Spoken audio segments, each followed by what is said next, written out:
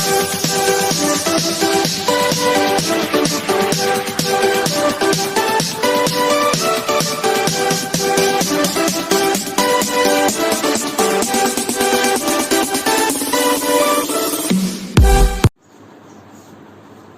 this video, my first topic is electric potential due to the system of AND charges. Right now, तो अब इसको हम कैसे start करेंगे? तो let Q1, Q2, Q3 dash dash dash Qn are the point are AND point charges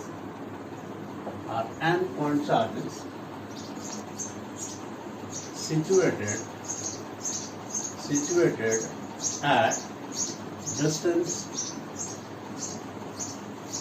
R1, R2, R3 dash dash dash Rn from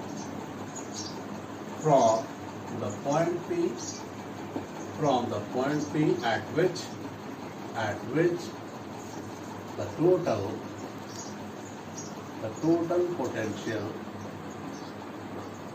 potential is to be determined.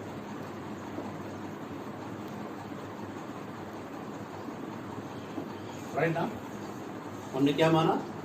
Q1, Q2, Q3 goes to Qn are the N point charges situated at distance R1, R2, R3, Rn from the point P at which the total potential is to be determined.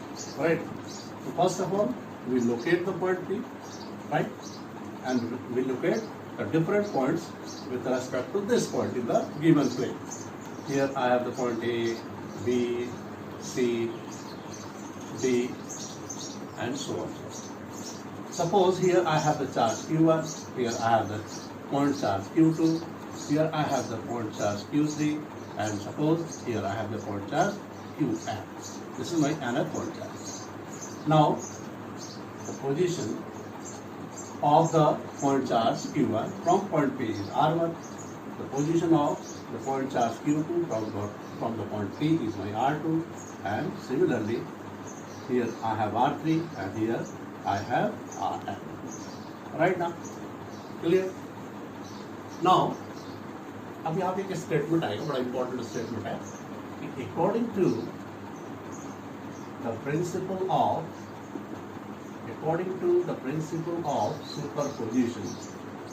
Superposition the total potential I am going to say the electric potential, the total electric potential at P is algebraic sum of total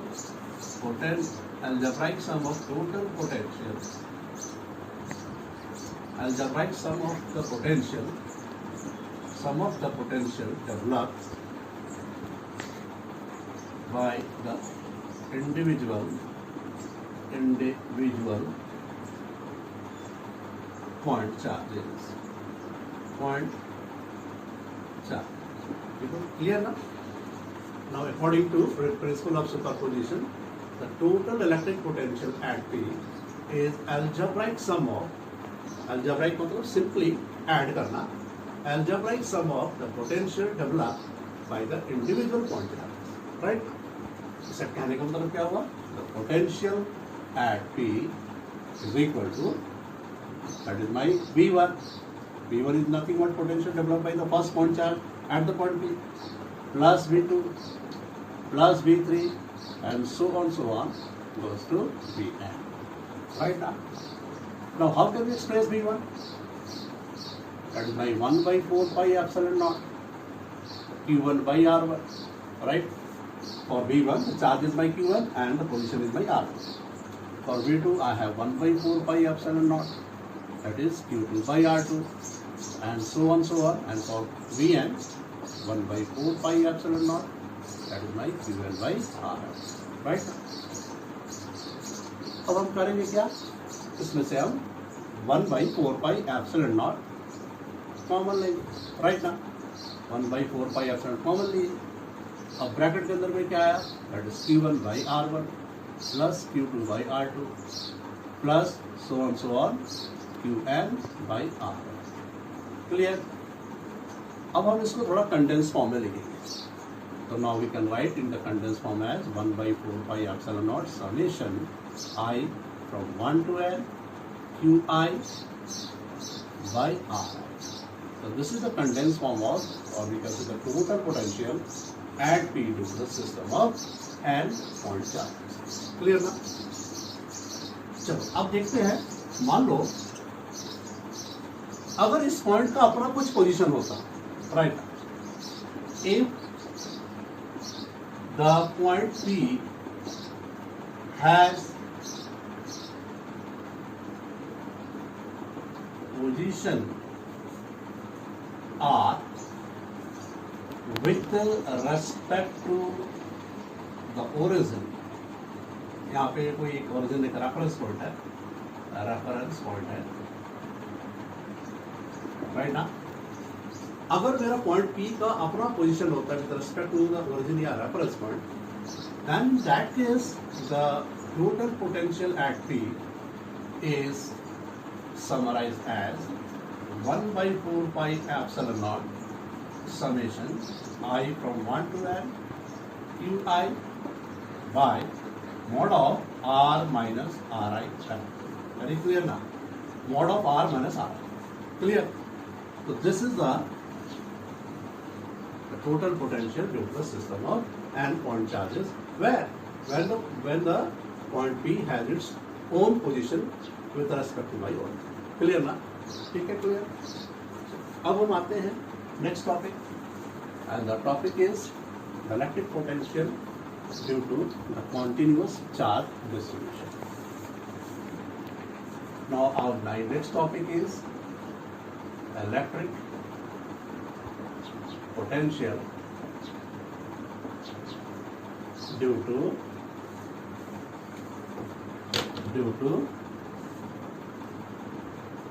continuous charge distribution, continuous charge distribution, right। ठीक है, ये बहुत छोटा topic है, आप ऐसा समझिए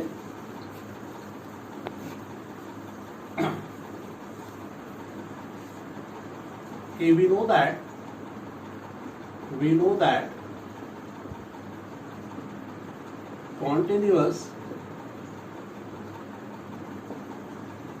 charge distribution consists of several small charge elements, right now. Continuous charge distribution is nothing but a system of small charge elements, right। So the total potential at point P is algebraic sum of potential developed by linear charge distribution, surface charge distribution, and volume charge distribution, right now। क्योंकि मेरा जो continuous charge distribution होता है वो तीन तरह का होता है, linear charge distribution, and next the surface charge distribution, finally volume charge distribution, right. Now the V at P is now given as, that is V potential due to linear charge distribution the potential due to the surface charge distribution and the potential due to the volume charge distribution. Right? Now, how can we express Vl? That is 1 by 4 pi epsilon naught. Very clear? फिर यहाँ पे हम integration का sign देंगे क्योंकि मेरा small charge elements इसके अंदर है. एक एलिमेंट को लेंगे और इसको हम क्या करेंगे, हम इंटीग्रेट कर देंगे तो टोटल एलिमेंट्स यहाँ पे आ गए. Right? Over L, here I have D Q by R. Very clear? Charge by R. Now this becomes my 1 by 4 pi epsilon naught, right? Integral over L dq. How can we express dq? Now, according to the linear charge density, lambda equal to dq by dl. ये होता है.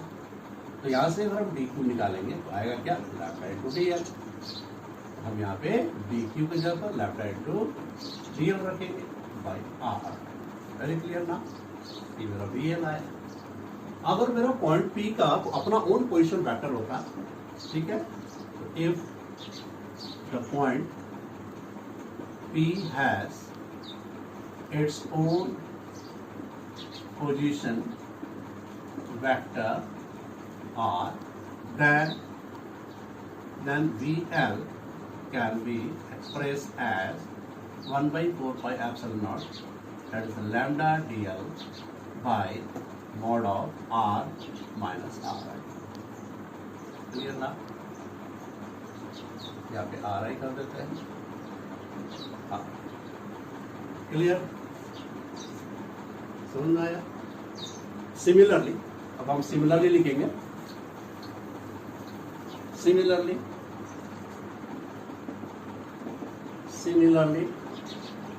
the potential due to surface charge distribution is given as 1 by 4 pi epsilon naught over s. या lambda के जगह पर आ जाएगा sigma. Sigma is the surface charge density. और dl के जगह पर आ जाएगा ds by mod of r minus r. Clear ना? And the potential due to the volume charge distribution is given as 1 by 4 pi epsilon naught integral over v. अब यहाँ पे सिग्मा के ऊपर क्या आ जाएगा? That is rho. Rho is my volume charge density. Here is my dv by r minus r. Clear ना? तो ये सारा मेरा वॉल्यूम चार्ज डिस्ट्रीब्यूशन के कारण हुआ. ये मेरा वॉल्यूम चार्ज डिस्ट्रीब्यूशन के कारण हुआ. ये मेरा सरफेस चार्ज डिस्ट्रीब्यूशन के कारण हुआ. और ये मेरा लिनियर चार्ज डिस्ट्रीब्यूशन के कारण. क्लियर ना? चलो, अब हम बात करते हैं कि मेरा electric potential due to general charge क्या, राइट ना? Electric potential due to general charge,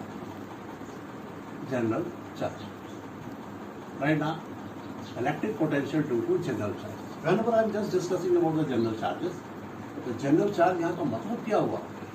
तो जनरल चार्जेस का मतलब होता है that is nothing but the sum of the discrete charges and continuous distribution of charges. Right? Clear ना? So discrete charges का कारण कैसा होगा? V at P is given as 1 by 4 pi epsilon naught. फिर हम यहाँ पे समीशन I equal to 1 से हम लोग किए थे. फिर यहाँ पे था क्या? देखो, that is my dq by मेरा mod of r minus r. Right ना? qy था, सॉरी, qy फिर mod of r minus r. Right? और कॉन्टिन्यूअस चार्ज डिस्ट्रीब्यूशन कारण मेरा 3 था ना? अभी हम लोग देखे थे. यहाँ पे मेरा क्या था? एक VL था, एक मेरा VS था और एक मेरा V. क्लियर? अब मेरा total potential due to general charge is nothing but the potential due to the discrete charge. Discrete charges plus the potential due to continuous charge distribution. Right ना, इस सबको हम क्या करेंगे, यहाँ पे इसकी जगह पे ये रखेंगे और इसकी जगह पर ये तीनों को रखेंगे, VL, VS और VB को जो मैंने पहले किया था. And that is my total potential due to the system of generator. Very clear. Now my topic is electric potential due to an electric dipole. Right ना, मैंने यहाँ पे एक इलेक्ट्रिक डाइपोल बनाया. P एक मेरा पॉइंट है, इसके प्लेन में है. P पॉइंट मेरा डाइपोल के मिड पॉइंट से R डिस्टेंस पे है और P पॉइंट मेरा डाइपोल के नेगेटिव चार्ज से मेरा R1 डिस्टेंस पे है एंड P पॉइंट मेरा डाइपोल के पॉजिटिव चार्ज से मेरा R2 डिस्टेंस. क्लियर ना. यहाँ पे कुछ कंस्ट्रक्शन है कि मैंने PO को प्रोड्यूस किया और इस प्रोड्यूस पार्ट पर A से और B से हम क्या करेंगे, एक नॉर्मल ड्रॉ करेंगे. तो AM and BM are the normals drawn on my PO and produce part of it. क्लियर ना. चलो यहाँ पे देखते हैं. एट O पर मेरा ये एंगल थीटा है और ये एंगल इक्वल होगा, तो ये एंगल थीटा है, तो ये एंगल भी थीटा है. क्लियर ना. मेरे को all of you know very well कि the distance between the two charges of an electric dipole is my 2A. ये हम 2A ले सकते हैं, 2L ले सकते हैं, A ले सकते हैं, L रख सकते हैं, कुछ भी रख सकते हैं. तो for the sake of convenience हमने यहाँ पे 2A रखा. राइट. तो OA और OB, जो O मेरा मिड पॉइंट है, O से लेकर A तक और O से लेकर B तक मेरा A. क्लियर ना. ठीक. Now the potential at P due to the system of an electric dipole is nothing but the potential due to the negative charge plus the potential due to the positive charge of an electric dipole, because electric potential is a scalar quantity. Right. अच्छा, अब हम इसको कैसे लिखेंगे. तो 1/4 pi epsilon naught minus q by, देखो यहाँ पे माइनस क्यू क्यों लिया, क्योंकि इलेक्ट्रिक पोटेंशियल मेरा नेगेटिव भी हो सकता है, इलेक्ट्रिक पोटेंशियल मेरा पॉजिटिव भी हो सकता है, क्योंकि इलेक्ट्रिक पोटेंशियल मेरा नेचर ऑफ चार्ज पर डिपेंड करता है. राइट. अब हम देखेंगे कि जो मेरा नेगेटिव चार्ज है, मेरा P पॉइंट से क्या पोजीशन पे R1 है, तो यहाँ पे R1 लिखा, प्लस यहाँ पे 1/4 पाई एप्सिलॉन नॉट, यहाँ पे Q आया पॉजिटिव चार्ज पाई, और पॉजिटिव चार्ज मेरा पॉइंट P से मेरा R2 पोजीशन पे है, तो R2 लिखा. अब यहाँ से हमने कॉमन लिया 1/4 पाई एप्सिलॉन नॉट. अब यहाँ पे ब्रैकेट के अंदर आ गया 1/R2 माइनस 1/R. राइट ना. This is my clear and suppose this is my first. Now see, अब हम R1 और R2 को एक्सप्रेस करें. अब देखो यहाँ पे R1 है, R1 मेरा AP है और AP मेरा अप्रॉक्सीमेटली इक्वल टू NP हो. राइट. एंड NP को हम कैसे लिख सकते हैं, that is OP plus ON. राइट. सिमिलरली R2 को कैसे लिखेंगे, R2 is by BP and BP is approximately equal to my MP होगा. और MP को कैसे रिड्यूस करेंगे, MP can be written as OP minus ON. Very clear ना. ठीक है. अब हम क्या करेंगे, ON और OM को एक्सप्रेस करें. नाउ यहाँ से मेरे को दो राइट एंगल ट्रायंगल दिख रहा है, एक ANO और मेरा BMO. Right. In right angle triangle, कोई भी राइट एंगल ट्रायंगल, मान लो हम ANO लेते हैं, AM. राइट. हम एक राइट एंगल ट्रायंगल यहाँ ड्रॉ कर लेंगे. मैंने देखा N पर 90 है तो N लिखा, यहाँ O पर थीटा एंगल है तो यहाँ O लिखा, यहाँ पे एंगल थीटा लिखा, और बाकी बचा A, यहाँ पे A. राइट ना. अब O से लेकर A तक मेरा A है, स्मॉल है. मेरे को ON निकालना है, ON you have to find out. In this right angle triangle ON मेरे को निकालना और OA मेरे को पता है, तो रिलेशन क्या आएगा, cos थीटा. तो cos theta equal to ON by OA and OA is my small a. यहाँ से ON निकला, that is my A cos theta. Right ना. अच्छा, अब ये दोनों ट्रायंगल मेरा कॉन्ग्रुएंट ट्रायंगल भी होगा. अब यहाँ पे प्रूव नहीं करना कि कैसे कॉन्ग्रुएंट होगा, ये मान के चलना पड़ेगा दोनों ट्रायंगल मेरा कॉन्ग्रुएंट है. अगर आप जानना चाहो तो मैं बता दूं, यहाँ पे 90 है, यहाँ पे 90, यहाँ पे 90, ये दोनों एंगल इक्वल है और ये मेरा ओ बी इक्वल है। तो बाई सिंप्लिसिटी दोनों एंगल मेरा कॉन्ग्रुएंट होगा और दोनों एंगल मेरा कॉन्ग्रुएंट होगा कॉन्ग्रुएंसी के क्राइटेरिया से। अगर ये कॉन्ग्रुएंट होगा तो बाई सिंप्लिसिटी ओ एन मेरा ओ एम के इक्वल, ये मेरा ओ एम के भी इक्वल, राइट ना। तो अब हम R1 को कैसे लिखेंगे? तो R1 इज OP और OP मेरा क्या है? R है, R आया एंड ON मेरा क्या है? That is A cos theta. R plus A cos theta, R2 क्या हो गया? R माइनस A, राइट ना। अब ये जो R1 और R2 का जो एक्सप्रेशन आया हम इक्वेशन 1 में सब्स्टिट्यूट करें, राइट। तो अब मेरा equation 1 becomes the equation 1 becomes that is Vp equal to 1 by 4 pi epsilon naught 1 by R2 and R2 is my R minus A cos theta, R minus A cos theta, then minus 1 by R1 and R1 is my R plus A cos theta, R1 is my R plus A cos theta, तो 1 by R plus A cos theta, cos। अब यहाँ पे एल्शियम लेंगे और कुछ नहीं करेंगे, take एल्शियम। एल्शियम में डिनोमिनेटर में क्या आएगा? A माइनस बी और A प्लस बी का फॉर्म पे मल्टीप्लाई होगा। तो जब A माइनस बी को A प्लस बी से मल्टीप्लाई करते हैं तो मेरा एल्जेब्रिकल एक्सप्रेशन है, ये मेरा होता है A square minus B square, R square minus A square cos square theta. और यहाँ पे दिस ये माइनस दिस, अब ये दोनों टर्म को माइनस करेंगे तो न्यूमरेटर में आएगा तो R R कैंसिल हो जाएगा और ये टर्म ऐड हो जाएगा, that becomes by 2A cos theta, right ना, 2A cos थीटा। ठीक है, बिल्कुल क्लियर, 2A cos थीटा। थोड़ा यहाँ पे मिसिंग हो रहा है, देखो ये Q को हमने कॉमन ले लिया था, प्लीज Q यहाँ कॉमन आ रहा है, Q मेरा मिसिंग हो रहा था, सॉरी यहाँ Q आएगा, ठीक क्लियर है। यहाँ Q था, देखो Q को मैंने कॉमन ले लिया था, Q मेरा कॉमन आ गया, क्लियर हो गया। अब 1 by 4 pi epsilon naught, अब Q into 2A, now see Q into 2A cos theta by R square minus A square cos square theta। ऐसे आप इलेक्ट्रिक डाइपोल पढ़े होंगे फर्स्ट चैप्टर में, तो आपको पता होगा Q into 2A होता है क्या? That is dipole moment. So 1 by 4 pi epsilon naught, that is my P cos theta, P the symbol of dipole moment, by R square minus A square cos square theta, this is my Vp, right now।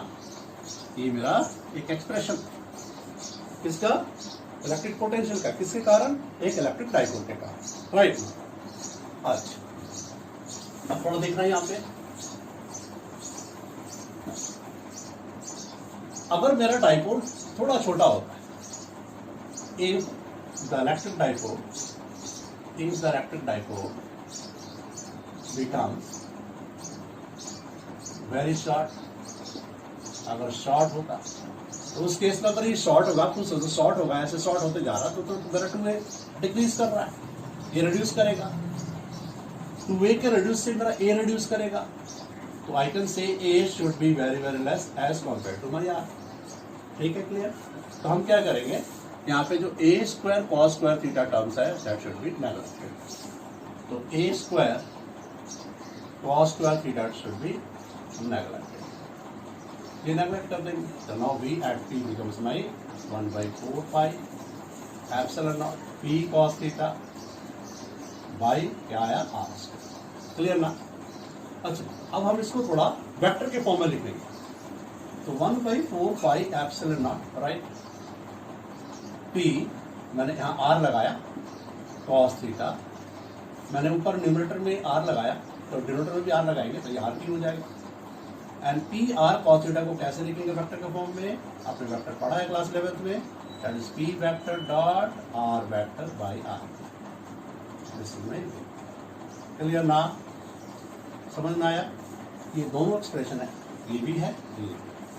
अब चलो थोड़ा इसका अब दो topic पर discuss करें, इसको लेकर के दो पॉइंट को कंक्लूड करेंगे। Case 1, if the point P lies on the axial line of the electric dipole. Axial line. ये मेरा डाइपोल है, गौर से देखो, यहाँ पे मेरा नेगेटिव चार्ज, यहाँ पे मेरा पॉजिटिव चार्ज, यहाँ पे O था, राइट, दोनों के बीच का डिस्टेंस 2a था, राइट, और ये मेरा एक्सियल लाइन होता है ऐसे, और मेरा पॉइंट यहाँ पे है, O से लेकर P तक R है, क्लियर, ठीक है। डाइपोल मोमेंट का डायरेक्शन नेगेटिव से पॉजिटिव होता है, तो this is dipole moment, right, ये मेरा डाइपोल मोमेंट है, क्लियर ना। तो अब आप देखो यहाँ थीटा क्या आएगा, थीटा क्या आएगा, यहाँ पे सोचो बात को, यहाँ पे थीटा बिकम्स 0 डिग्री, क्योंकि मैं अगर मेरा पॉइंट देखो, थीटा यहाँ पे 0 भी हो सकता है, 180 भी हो सकता है। अगर पॉइंट P मेरा राइट में आ रहा है तब तो theta must be 0। If P lies on the right side और on the right, then theta must be 0 degree, मैंने माना। If P lies on the that is the right of the positive charge, better here only for right of positive charge, then theta must be 0 degree. If P lies on the left of negative charge, then theta must be 180 degree. तो theta मेरा 0 भी हो सकता है, 180 भी हो सकता है। इस केस में मेरा cos थीटा वैल्यू क्या हो जाएगा, प्लस माइनस 1, अगर 0 हुआ तो प्लस 1 होगा और 180 हुआ तो माइनस 1 होगा। So now we can say the Vp because my plus minus 1/4 pi epsilon naught, इसको हम यहाँ पे लाइज करा देंगे, कहाँ पे, यहाँ पे है ना, इस इक्वेशन में 1/4 pi epsilon naught P, यहाँ P लिखेंगे, और cos थीटा जब पर आ गया plus minus by R, very clear. अब हम केस 2 करेंगे, केस 2 कि अगर point P lies on the equatorial line, right, अगर पॉइंट P मेरा इक्वेटोरियल लाइन पर लाइज करेगा तो चलो देखते हैं। P lies on the equatorial line, फिर से ये मेरा डाइपोल है, राइट ना, ए बी, यहाँ पे नेगेटिव चार्ज, यहाँ पे पॉजिटिव चार्ज, यहाँ पे मेरा मिड पॉइंट है, दोनों चार्ज के बीच में सेपरेशन 2a है। अब ये मेरा इक्वेटोरियल लाइन होता है, इक्वेटोरियल लाइन मेरा एक्सियल लाइन की परपेंडिकुलर होता है, नॉर्मल होता है। अब यहाँ पे मेरा पॉइंट P है, this is my equatorial line, right ना। अब O से लेकर P तक मेरा R है, दिस इज R है। तो अब देखो थीटा क्या बन रहा है, थीटा देखो क्या बन रहा है, theta must B 90 degree, theta must B 90 degree. And cos 90 का वैल्यू क्या हो रहा है, that is cos 90 has the value 0, cos 90 का वैल्यू मेरा 0 होता है, राइट ना। एक्चुअली थीटा है किसके बीच में, देखो यहाँ पे theta is the angle between R and P। तो ये मेरा डाइपोल मोमेंट है, here I have the dipole moment P, और R ये है, तो P इधर है, R इधर है, एंगल तो मेरा 90 बनेगा। इस केस में V at P must be, very clear, समझ में आया। अब now how we compare, question आ गया, how we compare the electric potential due to a point charge and an electric dipole at a point, ठीक है। ये क्वेश्चन यहाँ पे बड़ा इंपॉर्टेंट बात आ गया। नाउ तो इस क्वेश्चन को थोड़ा 2 मिनट में डिस्कस कर लेते हैं, राइट ना। तो देखो मेरा एक पॉजिटिव पॉइंट चार्ज के कारण एक पॉइंट P पर जो मेरा r डिस्टेंस पर सेपरेटेड है, r डिस्टेंस पर सिचुएटेड है, तो इलेक्ट्रिक पोटेंशियल का याद करो, ये मेरा सिंगल चार्ज के कारण है, और we can say the point charge है, ठीक है। तो मेरा क्या था, 1/4 pi epsilon naught, that is Q1, right. और डाइपोल के कारण यहाँ पे मेरा माइनस Q, यहाँ पे मेरा प्लस Q, राइट, यहाँ पे O था, और इसके कारण यहाँ पे P पॉइंट पर R है, जो मेरा Vp था मेरा 1/4 pi epsilon naught P cos theta by R square, था ना, बिल्कुल अभी हम लोग देखें। तो आप देखो कि सिंगल यहाँ पे सपोज ये मेरा Vp है, मेरा Vp डैश ऐसा ले लेते हैं, अलग अलग है ना, सिंबल आ गया। तो Vp is proportional to 1/R, right. और यहाँ पे देखेंगे Vp dash is proportional to 1/r², right. एक तो डिफरेंस ये नजर आ रहा है, Vp is proportional to 1/r in case of my single point charge, and मेरा डाइपोल के कारण आ रहा Vp is 1/r², right. First difference. Second difference कि यहाँ पे Vp only depends on R। इस केस में जब यहाँ पे देख रहे हैं कि Vp dash depends on R as well as P, that is my dipole moment, right now। और तीसरा बात है, बड़ा इंपॉर्टेंट डिफरेंस है कि सिंगल पॉइंट चार्ज के कारण, मैं यहाँ पे जगह नहीं है इसलिए मैं यहाँ पे लिख रहा हूँ, ठीक है। सिंगल पॉइंट चार्ज के कारण मेरा सिमेट्रिकल डिस्ट्रीब्यूशन होता है, तो due to single point charge, electric potential is of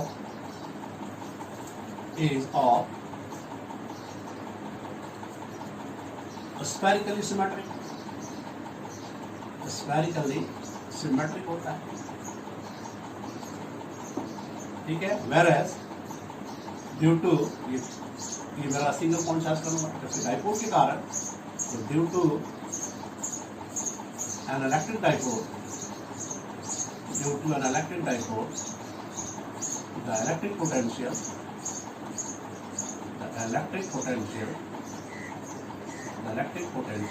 is of cylindrically